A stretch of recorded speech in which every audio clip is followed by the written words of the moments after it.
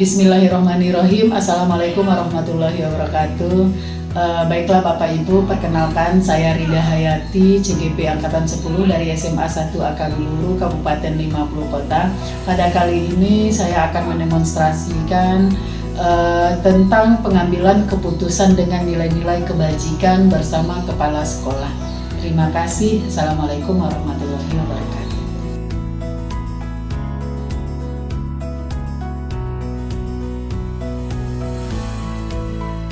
Bismillahirrahmanirrahim. Assalamualaikum warahmatullahi wabarakatuh. Perkenalkan, saya Rida Hayati, CGP Angkatan 10 dari SMA 1 Akabiluru, Kabupaten 50 Kota.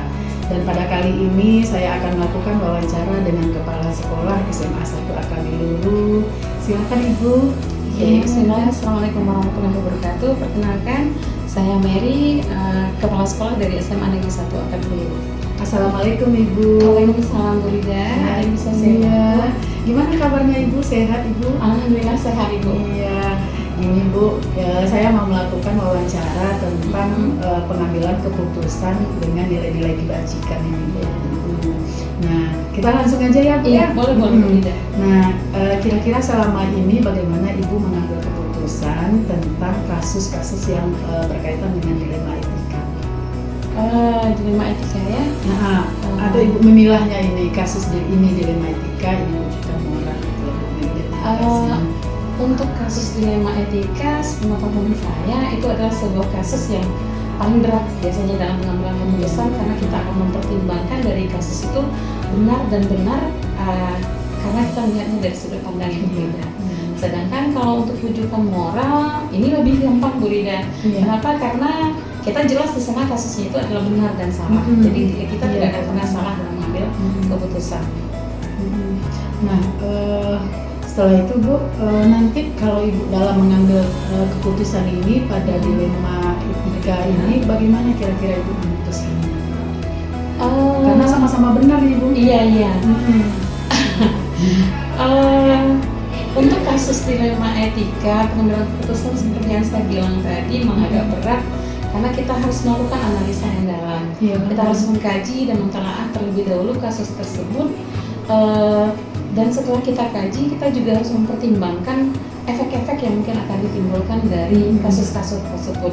Karena ketika kita ngambil keputusan, pasti ada orang yang akan dirugikan atau hal lain yang tidak sesuai dengan keinginan yang sebetulnya, kan?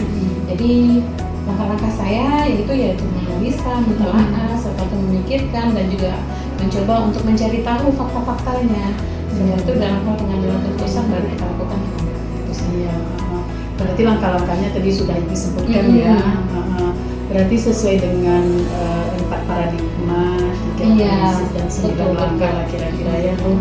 Nah, kira-kira Bu, nanti dalam menjalankan pengambilan keputusan ini kan ada 2 kepentingan yang sama ini Bu. Kira-kira bagaimana Ibu bisa memutuskan di antara 2 yang benar ini? Itu tadi, ketika kita melakukan 2 kepentingan yang sama, pasti tidak semua pihak yang akan terpuaskan dengan keputusan yang kita ambil. Tapi sebagai pimpinan mungkin kita harus mentolerir mana keputusan yang paling minimal resikonya. Jadi ketika sebuah keputusan kita ambil meskipun ini benar tapi resikonya sangat tinggi, maka mungkin kita tidak berani mengambil keputusannya. Jadi langkah yang saya lakukan yaitu kita akan melihat mana dampak yang paling kecil, mana yang paling rendah resikonya, maka keputusan itu yang akan kita ambil. Berarti hal-hal efektifnya tergantung dampak terhadap resiko. Iya, dampak terhadap resiko. Kemudian tantangan apa saja kira-kira Bu yang ditemukan ketika memutuskan kasus-kasus dilema etika ini? Tantangan luar biasa perasaan. Iya. Korbannya Bu ya. Korbannya. Artinya di suatu pihak kita pengen memuaskan semua orang, di suatu pihak kita pengen mengambil sebuah keputusan yang tidak mengecewakan satu pihak, tapi faktanya apapun keputusan yang kita ambil pasti ada orang yang akan merasa kecewa, orang yang merasa kita tidak berlaku adil. Jadi tantangannya tersebut itu karena sebagai pemimpin perempuan kita lebih mementingkan rasa, jadi korbannya perasaan sebetulnya. Jadi efeknya rasa. Nah, dalam penyelesaiannya ini Bu, kira-kira Ibu selesaikan pada kasus itu terjadi atau Ibu butuh proses ini untuk menyelesaikannya? Yang kasus dilema etika tadi itu Bu? Butuh proses. Karena kita tidak mungkin mengambil sebuah keputusan ketika itu kasusnya benar dan benar, mengambil keputusan cepat, karena kita butuh berpikir, kita butuh mengumpulkan data, kita butuh mengumpulkan fakta, dan juga kita perlu menganalisa efek-efek yang mungkin timbul dari keputusan tersebut. Jadi memang kita butuh waktu, meskipun tidak terjadwal secara kita jadwalkan secara khusus, tapi kita butuh waktu untuk memikirkan permasalahan. Kira-kira ada nggak Bu orang yang terlibat atau faktor-faktor yang penting untuk menyelesaikan pada kasus dilema etika ini?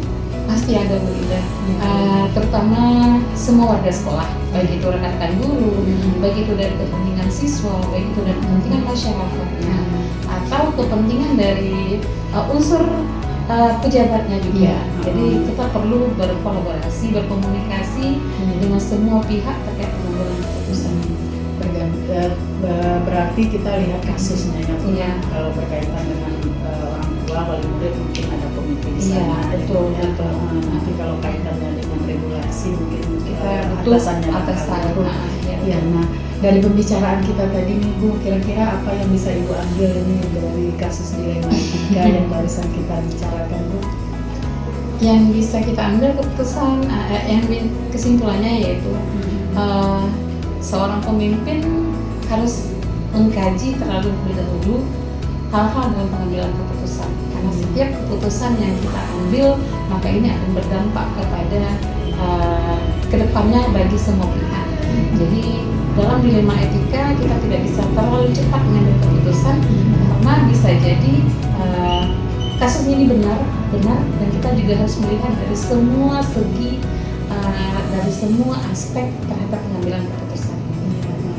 Nah, berarti kata kuncinya bagaimanapun pengambil keputusan ini kita harus bertanggung jawab ya Bu. Iya, bertanggung jawab. Kalau di sekolah tentu berpihak kepada anak dan nilai-nilai kebajikan. Betul sekali ya.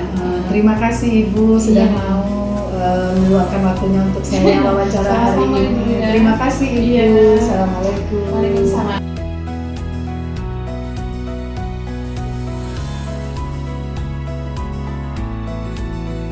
Baiklah, bismillahirrahmanirrahim. Assalamualaikum warahmatullahi wabarakatuh. Perkenalkan, saya Rida Hayati, calon guru penggerak angkatan 10. Pada sesi ini akan melakukan wawancara dengan Ibu Resa, Kepala Sekolah mana Bu Resa?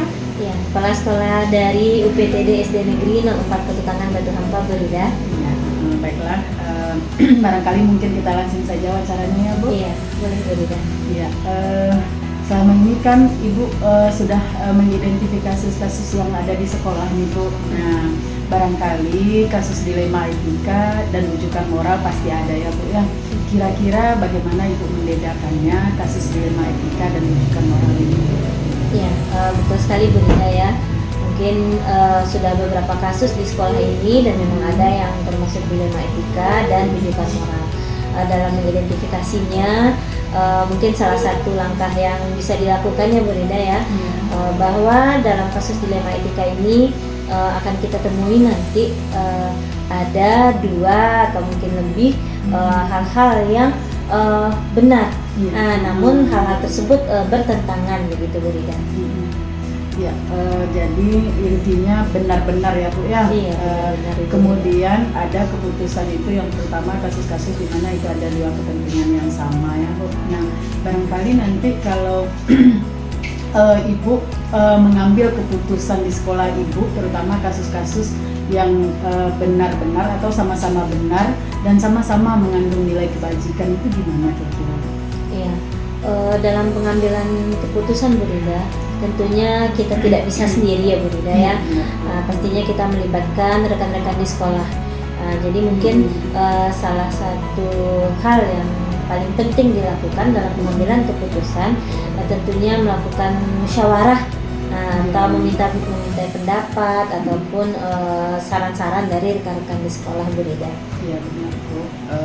Berarti akhirnya keputusan terbaik lah ya Bu ya. Iya Bu. Nah, kira-kira langkah-langkah atau prosedur seperti apa biasanya yang dilakukan selama ini? Iya, Jadi langkah-langkah yang biasa dilakukan, pertama Bu Rida tentunya kita mencari kebenaran atas informasi atau kasus tersebut dulu Bu Rida, sehingga kasus yang sedang kita hadapi itu benar-benar bisa kita pahami dengan baik terlebih dahulu. Kemudian yang kedua mungkin seperti yang tadi Bu Rida, dengan kita melakukan musyawarah dengan rekan-rekan di sekolah, kemudian barulah bersama-sama kita bisa mengambil keputusan dari kasus yang tengah kita hadapi. Kemudian berikutnya mungkin mencarikan atau memutuskan jalan keluar dari kasus yang tengah kita hadapi tersebut. Mungkin seperti itu Bu Rida. Berarti apa ya Bu ya, sudah bisa dijalankan langkah-langkahnya ya Bu ya untuk mengambil keputusan terbaik. Nah, Iya, betul, kira-kira hal-hal apa saja selama ini yang Ibu anggap efektif dalam pengambilan keputusan pada kasus-kasus dilema etika tadi? Ya. Jadi dalam penanganan kasus dilema etika ini Bu Rida, hal efektif yang salah satu mungkin yang bisa kita lakukan itu dengan menerapkan 4 paradigma berpikir dalam penanganan kasus dilema etika ini Bu Rida. Iya, berarti 4 paradigma ya Bu Iya, ya. 4 paradigma Bu Rida. Nah, kemudian itu kan tadi hal-hal efektif yang dilakukan. Nah, kira-kira tantangan dalam mengambil keputusan dilema etika ini apa biasanya? Iya. Kalau berbicara tentang tantangan, seperti yang kita hadapi tadi ya Bu Rida ya, bahwa ada hal benar dan benar. Nah, jadi dalam hal tersulitnya itu Bu Rida menentukan keputusan dalam hal yang sama-sama benar tadi, gitu Bu Rida. Mungkin seperti itu. Iya.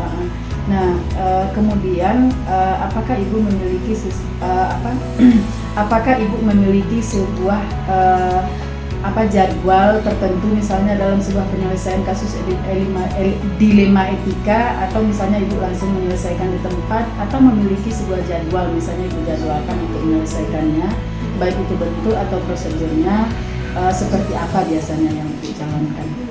Iya, mungkin untuk prosedurnya ya Bu Rida ya, tergantung kasus yang kita hadapi. Gitu. Jadi misalnya jika kasus itu mungkin tidak terlalu berat, mungkin untuk pengambilan keputusannya bisa seketika itu. Jadi rasanya jika hal itu tidak terlalu berat ya Bu Rida ya. Nah, sementara jika kasus ini adalah kasus yang berat, mungkin melibatkan banyak orang di sana, banyak pihak di sana, tentunya kita membutuhkan waktu untuk bermusyawarah terlebih dahulu mungkin dengan rekan-rekan di sekolah atau dengan pihak-pihak yang terlibat. Dan mungkin setelah itu kita putuskan kapan waktunya untuk menentukan atau pengambilan keputusan dalam penanganan kasus tersebut. Jadi mungkin tergantung kondisinya begitu ya Bu Rida ya. Ya, barangkali mungkin kalau kasusnya insidentil mungkin kita putuskan saat itu. Tapi kalau mendesak ya Bu ya. Bisa kita undur, mungkin kita musyawarahkan dulu atau lain sebagainya. Nah, barangkali ada enggak seseorang atau yang terlibat dalam pengambilan keputusan itu, atau faktor-faktor apa saja misalnya yang bisa membantu Ibu? Bisa jadi orang lain atau faktor-faktor yang bisa membantu Ibu mempermudah dalam pengambilan keputusan kasus-kasus dilema etika ini. Kalau untuk di lingkungan sekolah ya Bu Rida ya, apalagi di sekolah SD karena lingkupnya lebih kecil mungkin dari sekolah SMA, tentunya mungkin saya lebih melibatkan rekan-rekan di sekolah Bu Rida. Jika perlu mungkin nanti melibatkan komite atau pemangku kepentingan lainnya begitu Bu Rida, jika diperlukan. Iya, berarti tergantung masalahnya juga ya Bu? Iya, tergantung masalahnya juga Bu Rida. Iya. Nah, ini terakhir ini Bu, dari pembicaraan kita tadi, kira-kira apa pelajaran yang Ibu bisa ambil dari pengalaman Ibu dalam mengambil keputusan dilema etika ini? Ya Bu Rida. Jadi mungkin pelajaran yang bisa kita ambil dalam pengambilan keputusan dilema etika ini, tentunya kita paham bahwa dalam memutuskan sesuatu itu betul-betul keputusan itu tidak merugikan siapapun. Kemudian berpihak pada murid ya Bu Rida ya, dapat dipertanggungjawabkan dan mungkin mengandung nilai-nilai kebajikan begitu ya Bu Rida ya. Ya, barangkali mungkin itu saja pembicaraan kita di siang hari ini ya Bu Resa. Terima kasih Bu Resa, sudah bisa bersama-sama. Assalamualaikum. Waalaikumsalam.